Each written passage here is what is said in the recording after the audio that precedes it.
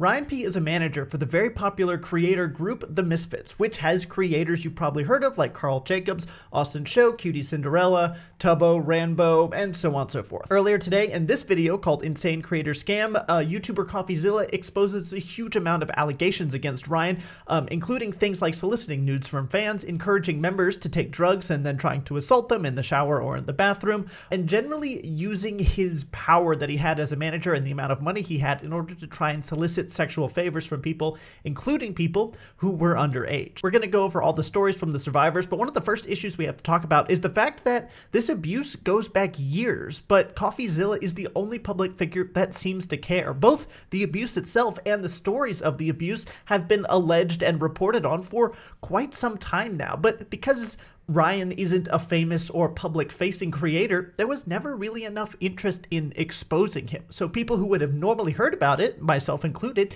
just never did. The story didn't blow up because Ryan was the guy with the money in the background that you didn't hear about. He's not a common or household name, like some other creators who have been exposed for being horrible people. The first victim we have to talk about is this guy Peckett, who said, at Ryan P, the manager of Misfits, is a predator, and he goes on to tell his story. Throughout my time working with the Misfits and their merch company, I was continually put into uncomfortable situations with Ryan and made to partake in sexual acts which I would only ever agree to after being coerced, in which he would be told he'd be given money or promotions and so on and so forth. I've witnessed him perv on his employees in the shower, break into clients' phones to search for private photos, take advantage of men who he has given way too much alcohol and drugs. He uses his money and influence to manipulate vulnerable people into fulfilling his sexual desires. Now, these are obviously very significant allegations alleging an insane abuse of power, but if you look at the subreddit, these didn't even really break the top few posts from this year. And if you look at all the most upvoted posts that mention the word allegations, 546 upvotes is the most you get, and for the most part, it dips down below the hundreds pretty quickly as people are just not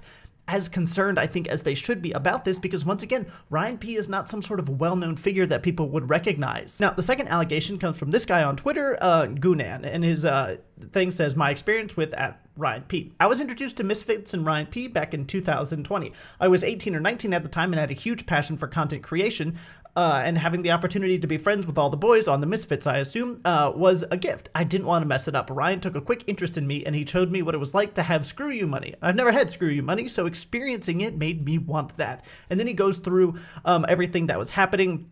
And we're going to skip down just here a little bit. Ryan added me on Snapchat, and after some back and forth of basic small talk, started to ask me questions about my sex life, and then went on to ask if I was hung and if I had a nice cock, trying to convince me to send him nudes. After some time of me being obviously hesitant, he then sent me $500 and explained that if I sent him a nude, he would send me a lot more money. If you go on down a little bit, Ryan would go into his parties over and search on the occasion. At the end of the night, he would ask if I would jump into the outdoor spot with him, and I said sure. Ryan started to touch my feet under the water in the spa, making me freeze up. I was stuttering some bullshit about having to get a shower. Ryan insists that I use his shower. While in the shower, Ryan didn't give me any warning and just walks in the bathroom and starts to take a piss, and then at some point he turns around with his hand holding his cock, wiggling it at me, and stares me straight in the eyes and head slightly tilted, giving me the creeps. This allegation then goes to list many other instances of sexual abuse by Ryan, and please read this, give it a like, give him some support. We are going to jump over to the next person because there's a third story and even a fourth story.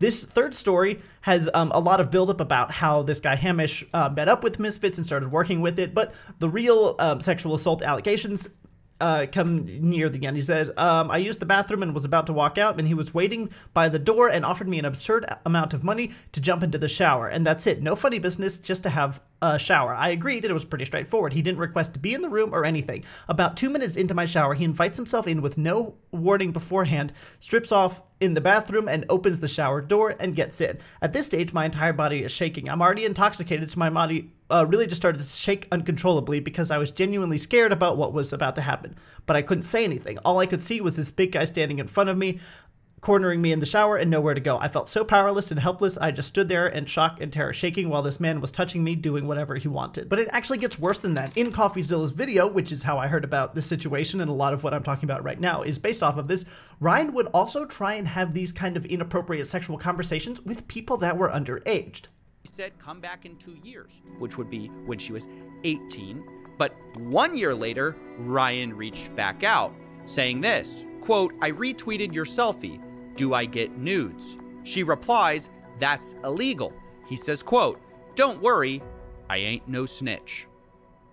Now, that is vile and disgusting, and I thought surely there would have been people that had been discussing this before, some larger figures that would take an interest in the fact that the manager and one of the most well-known creator organizations currently, at least in the United States, was doing these kinds of things with his power and abusing people in this way. And so I jumped into the YouTube search and typed in Ryan P, and all I get was these videos with very few views. 21K is the most I found. But the people in these videos are talking about the allegations themselves, but all of the people in the videos, the people who are actually creating the videos, are tiny, very small creators. Same if you search Ryan P with a space in front of it, people talking about the Fitz controversy, which I'm not completely sure what went on there.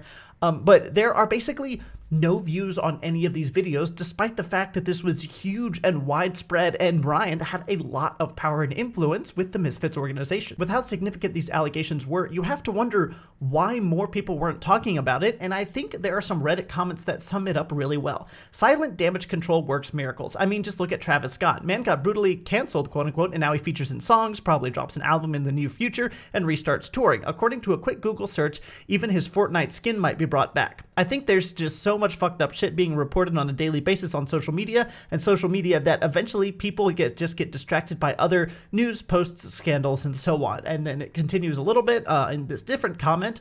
Little weird that Misfits haven't defended him if he's innocent, but at the same time, there's no evidence, and it can be easily ignored and disappear into the voids of the internet. Now, given the severity of the accusations, it is always incredibly important to give the accused, in this case Ryan P, an opportunity in which to actually respond. Everyone is entitled to an opportunity to respond, not because I think he's innocent, but because it's very important to hold that principle of everyone gets a chance to defend themselves. But I would also be surprised if he does, because not only has he had years as these allegations have been coming out, but also he ghosted CoffeeZilla, who, according to CoffeeZilla's video, reached out to him 7 times over the course of 2 months, and he just never heard back. By the way, if you enjoyed this video, I would love a subscription, and if anything else comes of this situation, I promise to make an update video. Thanks for watching.